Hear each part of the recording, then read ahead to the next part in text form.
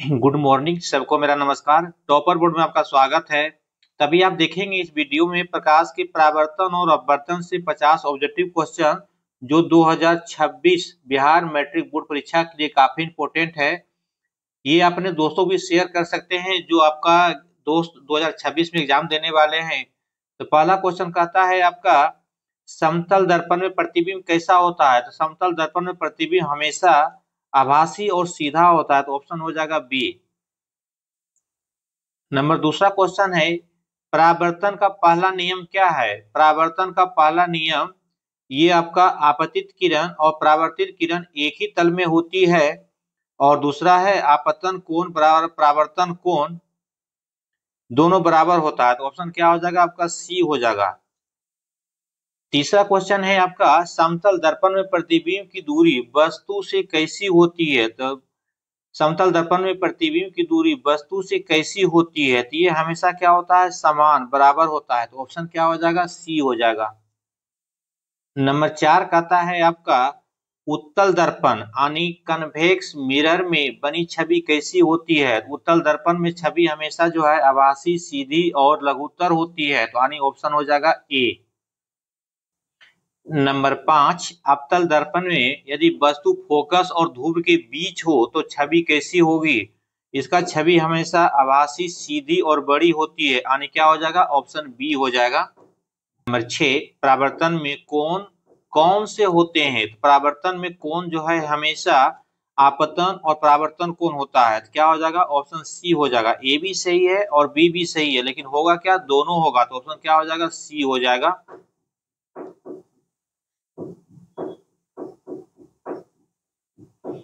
Number 7, परावर्तन का उपयोग किस यंत्र में होता है। तो परावर्तन का उपयोग जो है पेरिस्कोप में होता है। तो ऑप्शन हो जाएगा आपका ए।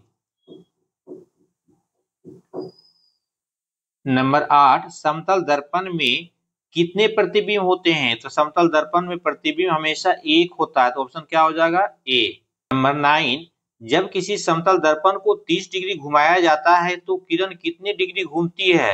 ये हो जाएगा आपका दुगना घूमती है। तो ऑप्शन क्या हो जाएगा, 60 डिग्री, बी। कहता है अवतल दर्पण का उपयोग कहाँ होता है। अवतल दर्पण का उपयोग जो है सेविंग मिरर होता है, यानी मुखदर्शी, चेहरा देखने में, दाढ़ी बनाने में होता है।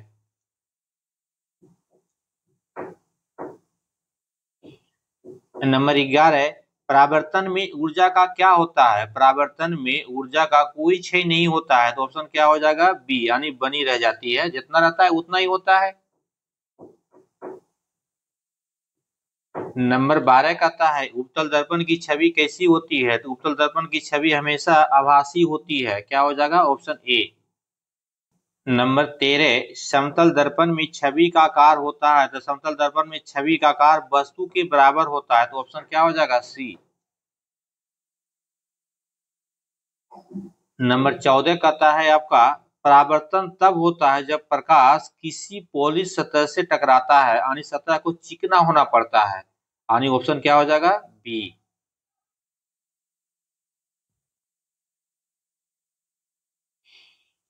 नंबर 15 कहता है, कौन सा दर्पण दृष्टि विस्तार यानी वाइड व्यू देता है। तो ये आपका ऑप्शन हो जाएगा बी, यानी उत्तल हो जाएगा।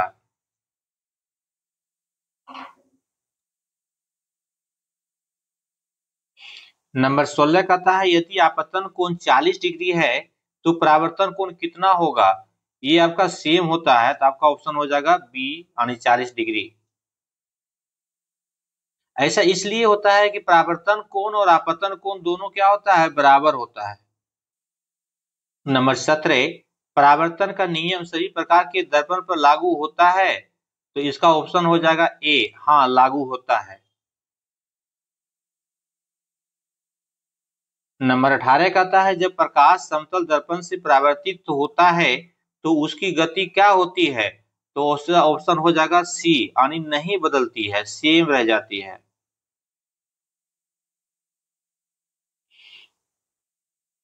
नंबर 19, ध्रुव पोल, ध्रुव यानी पोल और फोकस के बीच रखी वस्तु से छवि बनती है, जिसका क्या हो जाएगा, आभासी और बड़ी।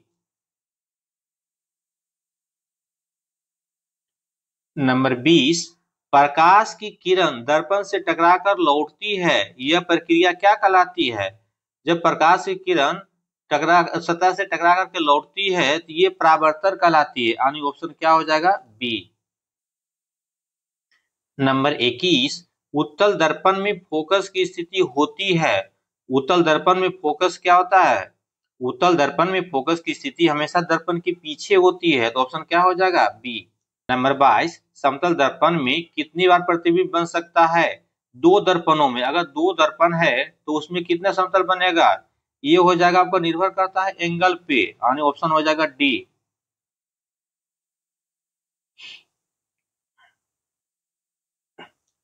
नंबर 23, रियर व्यू मिरर में कौन सा दर्पण होता है? रियर व्यू मिरर में ये दर्पण जो होता है उत्तल होता है, यानी क्या हो जाएगा? Option B. नंबर 24, अवतल दर्पण का मुख्य अक्ष कैसा होता है? ये सीधा होता है, तो ऑप्शन क्या हो जाएगा? बी हो जाएगा।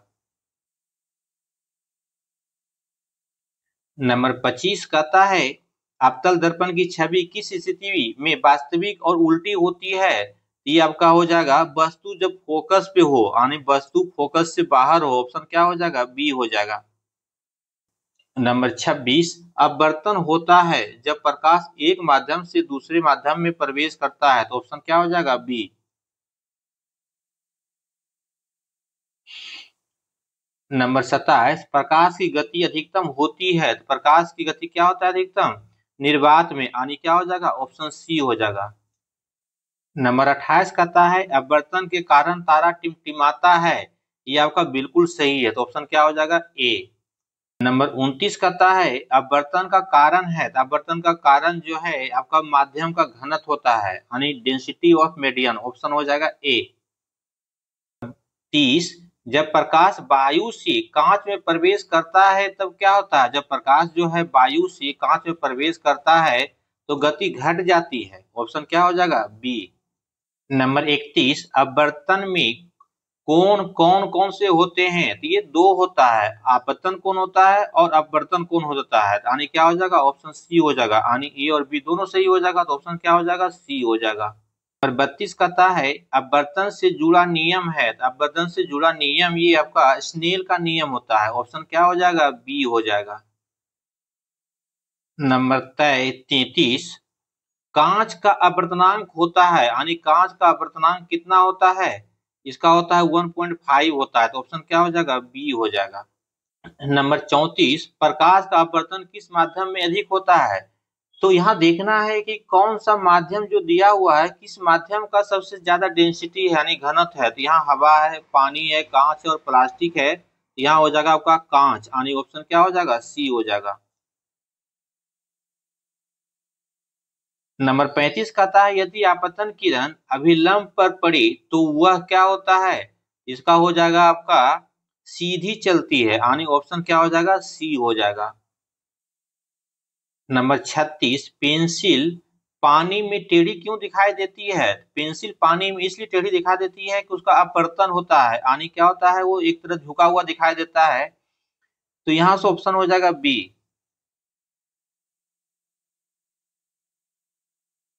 नंबर 37, अपवर्तन के कारण तारा टिमटिमाता है क्योंकि यहाँ पे आपका वायुमंडल में परतें वो स्थिर होती है, जो वायुमंडल में परत रहता है वो स्थिर होती है, इसीलिए क्या कहा जाता है? वायुमंडलीय परतें वो स्थिर होने के कारण आपका तारा टिमटिमाते हुए दिखाई देती है, यानी ऑप्शन हो जाएगा ए।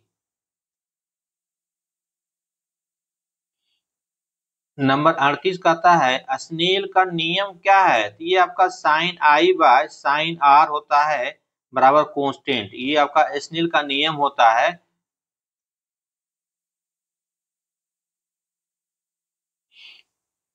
नंबर 39, आपतन कोण 0 डिग्री हो तो अपवर्तन कोण क्या होगा? जब आपतन कोण 0 डिग्री होगा तो अपवर्तन आपका 0 डिग्री हो जाएगा, यानी सेम ही होगा।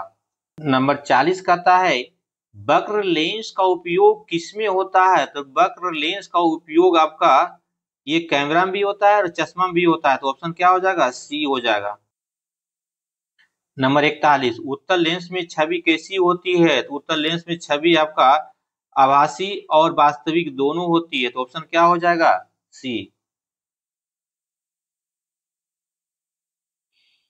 नंबर 42, अपवर्तन में प्रकाश की दिशा मुड़ जाती है, तो ऑप्शन क्या हो जाएगा? ए। नंबर 43, अपवर्तन से जुड़ा अपवर्तनांक बनता है। अपवर्तन से जुड़ा अपवर्तनांक क्या बनाता है? ये होता है आपका प्रकाश की गति का अनुपात, यानी ऑप्शन क्या हो जाएगा? सी हो जाएगा।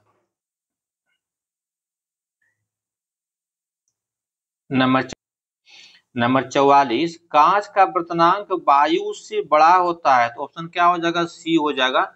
ऐसा इसलिए होता है क्योंकि कांच का अपवर्तनांक वायु की तुलना में बड़ा होता है, क्योंकि यह अधिक घना होता है। जिसका घनत्व ज्यादा होगा उसी का अपवर्तनांक वायु ज्यादा होगा। नंबर 45, वायु से जल में प्रवेश करते समय प्रकाश, जब वायु से जल में प्रवेश करते हैं तब इसका समान की ओर मुड़ जाता है। क्या होता है? समान की ओर मुड़ता है, तो ऑप्शन हो जाएगा बी। नंबर 46, छोटा चमचा पानी में बड़ा दिखाई देता है, यह किसका उदाहरण है? जब छोटा चम्मच या चमचा डालते हैं पानी में तो उसका बड़ा दिखाई देता है। ऐसा इसलिए होता है कि वो अपवर्तन होता है, यानी वो क्या हो जाएगा? ऑप्शन बी हो जाएगा।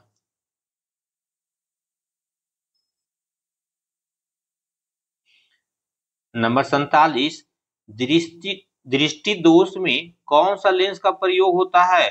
तो दृष्टि दोष में लेंस का प्रयोग होता है उत्तल और अवतल दोनों, यानी क्या हो जाएगा? सी हो जाएगा। नंबर 47, दृष्टि दोष में कौन सा लेंस का प्रयोग होता है? तो दृष्टि दोष में उत्तल और अवतल दोनों होता है, तो क्या हो जाएगा? ऑप्शन सी हो जाएगा। अगर एक मारना रहेगा तो मारेंगे सी।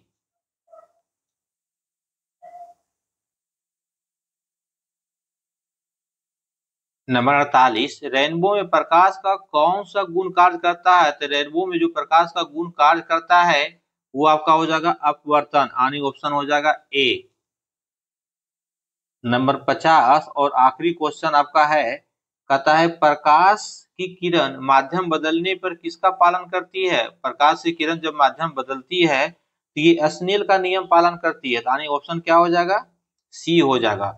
फिर मिलेंगे अगले वीडियो में एक नए टॉपिक लेकर के। इस वीडियो को आप ज्यादा से ज्यादा शेयर करें जो 2026 में मैट्रिक एग्जाम देने वाले हैं, क्योंकि मैक्सिमम क्वेश्चन आपका प्रकाश से पूछे जाने वाला इसी से रहेगा।